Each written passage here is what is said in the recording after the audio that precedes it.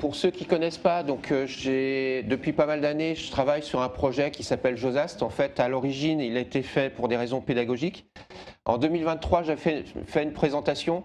Donc, si vous voulez avoir plus de détails, vous pourrez faire référence à l'autre vidéo où je présentais plus le projet en détail.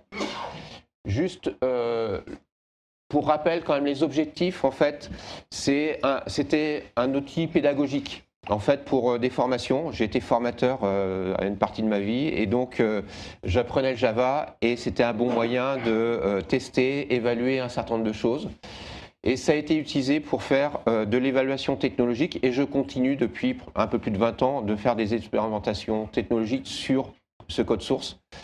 Et c'est une logique modulaire réutilisable et ça a été utilisé dans plusieurs projets de radioamateurs. Donc dernièrement avec les satellites USCuSat pour la réception de Kistool. Mais lorsqu'on a fait le grand saut pour le suivi de ballons, par exemple, ça a été aussi des sujets qui ont été abordés.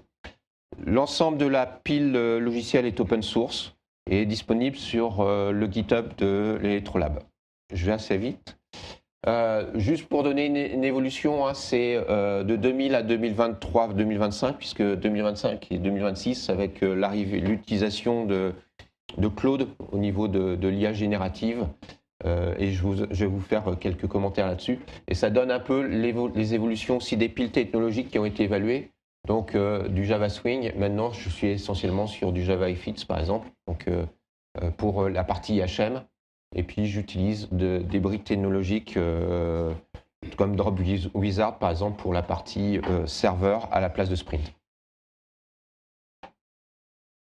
Alors, juste un petit focus, je me pose beaucoup de questions et par rapport à mon métier, de savoir l'arrivée de l'IA générative, c'est quoi l'impact par rapport aux ingénieurs, quel support il va falloir leur apporter, parce que dans mon métier, je fais du support aux ingénieurs. Quel support on va devoir leur amener lorsqu'ils vont passer au monde de l'IA générative. Donc l'intérêt, c'est on teste, on regarde et on essaie de comprendre ce que ça amène.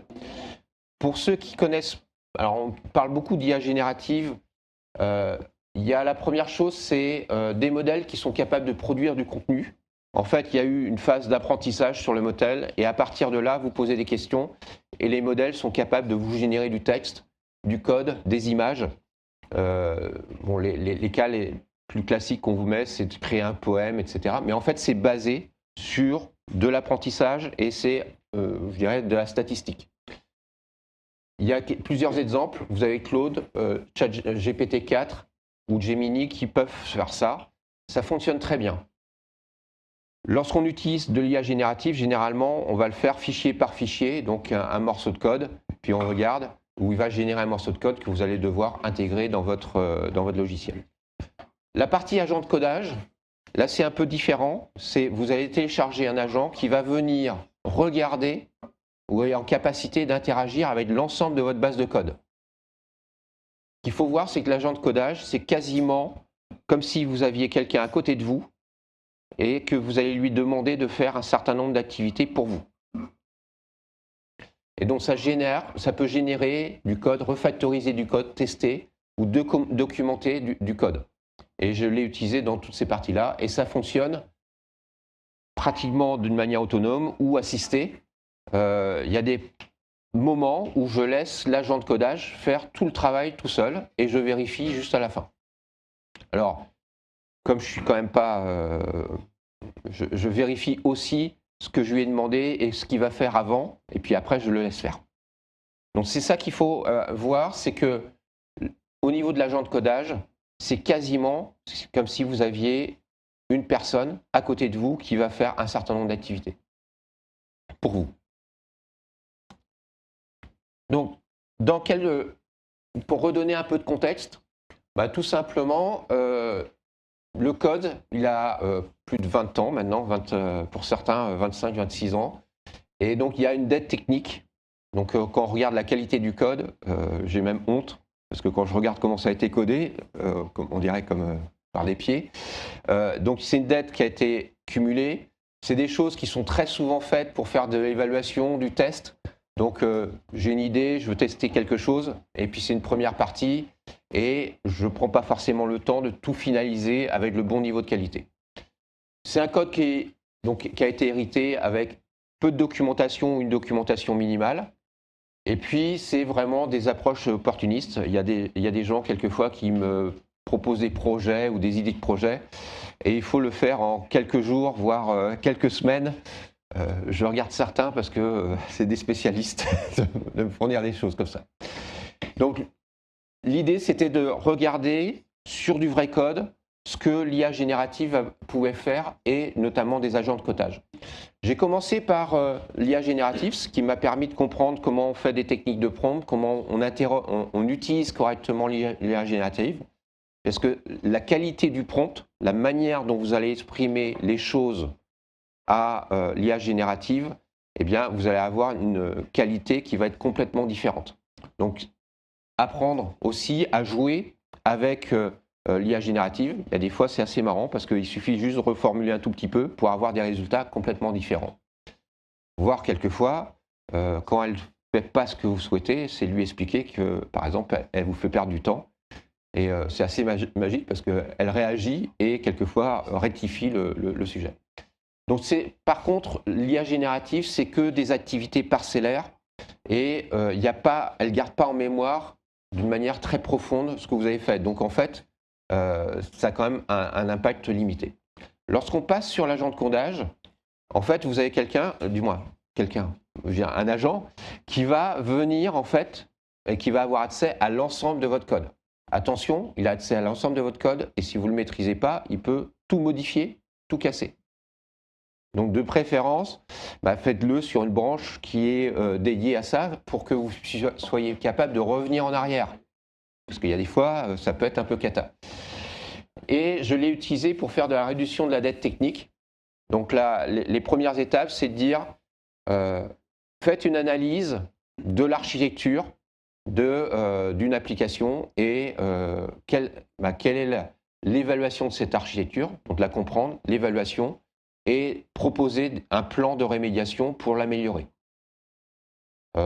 Quelque chose, par exemple, que je n'avais pas le temps de faire, c'est on prend des outils de calimétrie qui vont vérifier que vous respectez un certain nombre de règles de codage.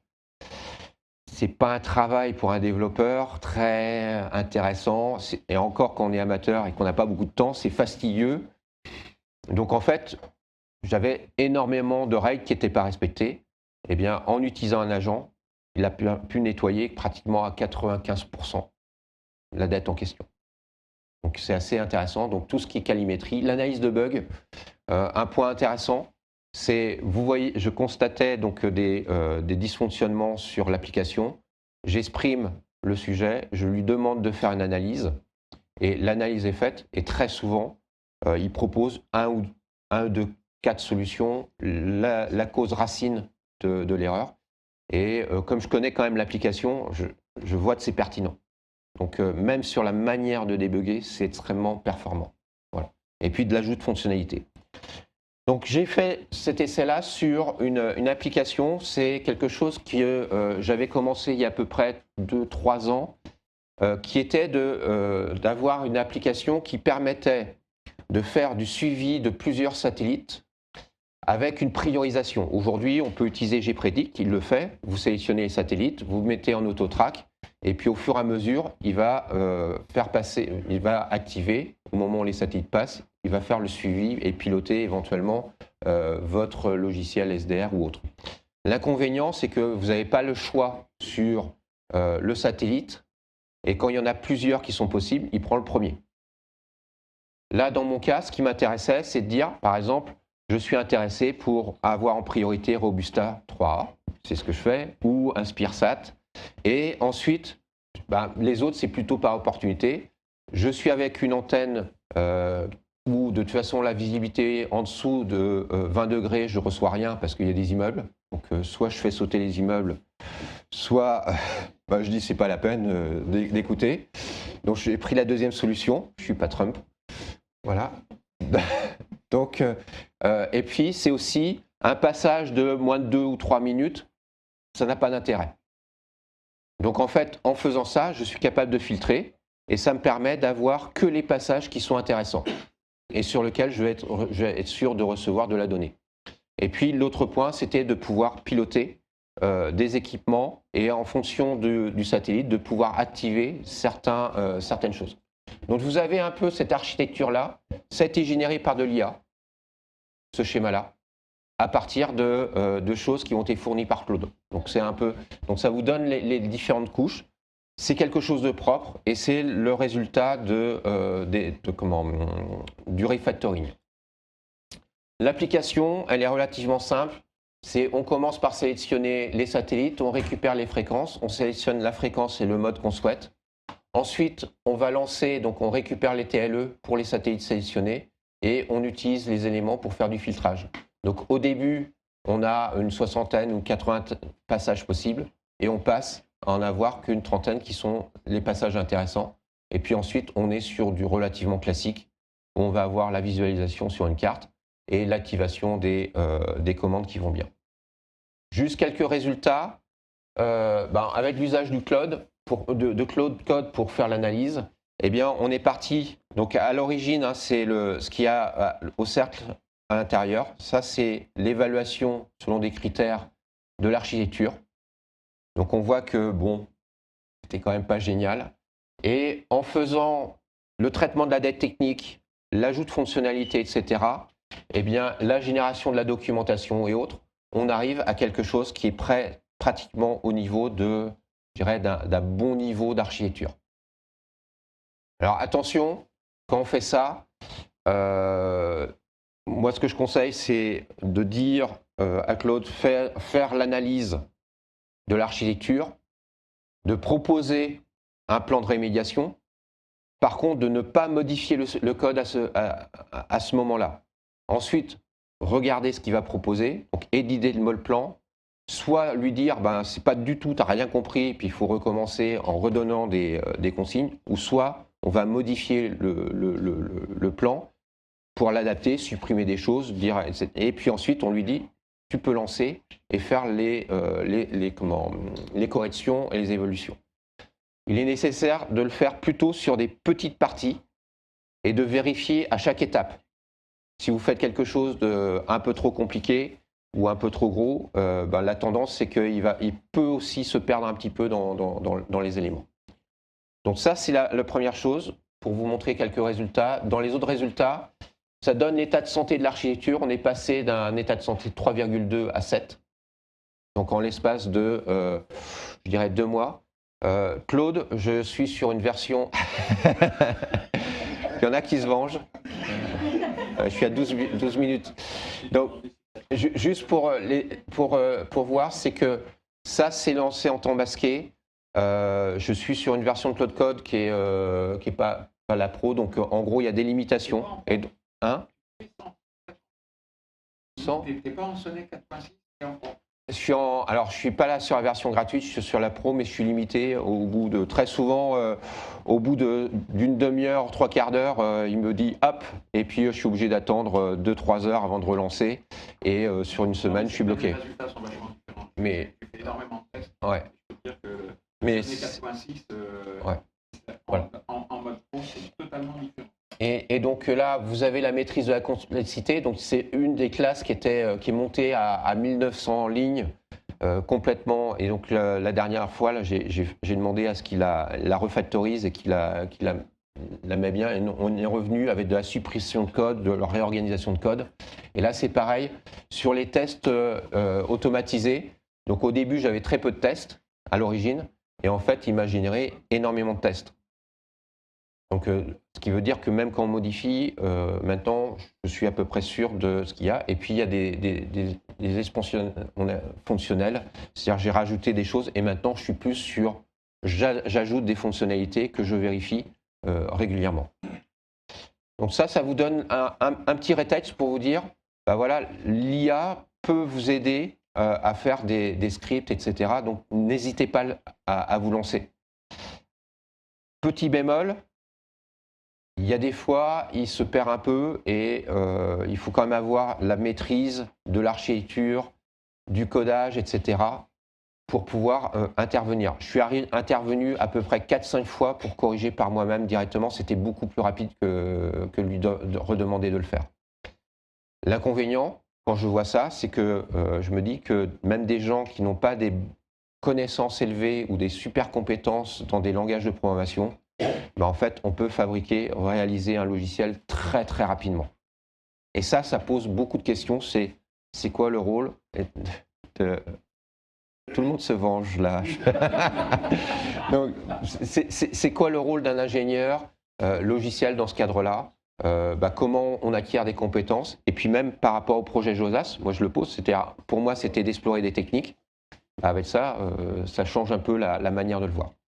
Je vais aller rapidement sur le deuxième sujet qui était KissTool. Donc KissTool, c'est un logiciel, c'est une boîte à outils qui était un usage interne pour récupérer des données qui venaient de Sound Modem ou de GR Satellite ou d'autres, de pouvoir les afficher, les interpréter et ensuite les envoyer vers les bases de données type SignNodes ou de l'AMSAT. J'ai fait pas mal d'évolutions sur ce logiciel-là. Donc, une première, c'est la capacité de se connecter à plusieurs Sound Modem en même temps. Et donc, ça veje dire que quand je poursuis plusieurs satellites, je n'ai pas besoin de charger et de modifier plusieurs KissTool, j'en ai qu'un seul, et je peux avoir jusqu'à 6-7 modems. J'interprète automatiquement les données, et c'est-à-dire que si jamais je récupère les éléments, je peux charger dynamiquement un nouvel interpréteur. On peut identifier un certain nombre de satellites par rapport à leur indicatif. Donc, dès lors que j'ai l'indicatif, je sais faire le lien avec le satellite et l'envoyer correctement à la base SignNodes ou à la base AMSAT-F. Je peux aussi afficher certains messages, et notamment quand il y a des satellites qui envoient des messages en texte. Si j'ai l'interprétation, je peux très facilement les afficher. Donc j'avais fait quelque chose pour Enzo, que moi j'avais testé, mais que Enzo malheureusement est parti avant la fin. Et puis j'ai aussi donc intégré le support d'envoi de télémesure vers le Cesium. Et donc quand ils vont l'activer, on refera des tests pour vérifier que ça marche et puis de pouvoir l'intégrer. Donc KissTool, donc en fait c'est une clé SDR, généralement un radio plus modem, ça rentre les données et ensuite on peut envoyer les informations vers les différentes bases de données. Je vous le fais simple. Donc au niveau de l'AMSAT France, on a francophone, on a un serveur avec des données qui vont dans le PostgreSQL et dans certains cas, on affiche avec Grafana. On l'a fait pas mal pour USQSAT et puis j'espère que pour Fédération, on fera la même chose. Donc voilà à quoi ressemble KissTool en V4. Donc ici, vous avez un certain nombre de modems qui sont connectés. Vous avez les bases de données qui sont connectées. Donc en vert, c'est quand il y a eu des données envoyées. Alors là, c'est en orange parce que j'avais arrêté pendant un certain temps le récepteur. Mais en fait, c'est en vert pour les données qui sont reçues et donc les satellites qui ont été automatiquement reconnus. Et puis, vous avez l'affichage en mode hexadécimal. Et là, c'est le panneau de configuration qui a complètement changé, beaucoup plus simple et beaucoup plus ergonomique. Donc, pour les gens qui sont intéressés, donc, je récupère la description des télémesures dans un format qui est un fichier KType. Donc, c'est une manière de décrire les données. J'en avais parlé la dernière fois. Et j'ai amélioré, grâce à l'IA d'ailleurs, l'outil de génération automatique à partir de ça qui génère un point jar qui peut être utilisé par KissTool pour faire de l'interprétation d'une manière dynamique. Voilà. Donc tout est disponible. Et j'ai terminé. Je ne sais pas s'il y a des questions.